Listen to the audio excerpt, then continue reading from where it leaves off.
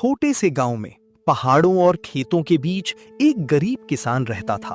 उसका नाम था रामू किसान। उसके पास ज्यादा जमीन नहीं थी, बस एक छोटा सा खेत और मिट्टी का टूटा फूटा घर। उसके साथ रहता था उसका छोटा बेटा मोहन।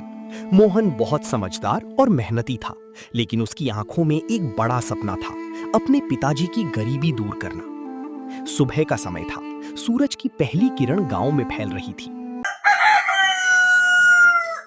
मोहन बेटा, उठ जा, खेत में काम करना है, नहीं तो आज खाने के लिए अनाज भी मुश्किल हो जाएगा। जी पिताजी, मैं अभी आया। मोहन जल्दी से उठा, पुराने फटे हुए कपड़े पहने और अपने पिता के साथ खेत की ओर चल पड़ा। रास्ते में उसने गांव के अमीर बच्चों को स्कूल जाते देखा। पिताजी, क्या मैं भी कभी स्कूल जा पाऊंगा? रामू कुछ पल के लिए चुप हो गया।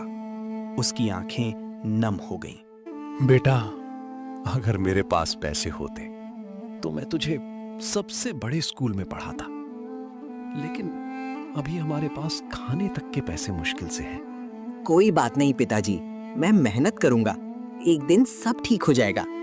मोहन की बातें सुनकर रामू की आंखों में आंसू आ गए। उसे अपने बेटे पर गर्व था।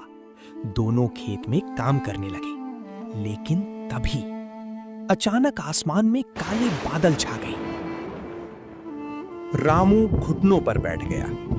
अब हम क्या करेंगे बेटा? यही हमारी आखिरी उम्मीद थी। पिताजी, हमारी सारी फसल। उस रात घर में खाने के लिए सिर्फ आधी सूखी रोटी बची थी। मोहन ने अपनी रोटी चुपके से अपने पिताजी की प्लेट में रख दी। पिताजी, मुझे भूख नहीं है। लेकिन सच में मोहन बहुत भूखा था। उस रात मोहन चुपचाप आसमान की ओर देखने लगा। भगवान, मैं बस अपने पिताजी को खुश देखना चाहता हूँ। मोहन का बड़ा फैसला, गांव छोड़ना पड़ेगा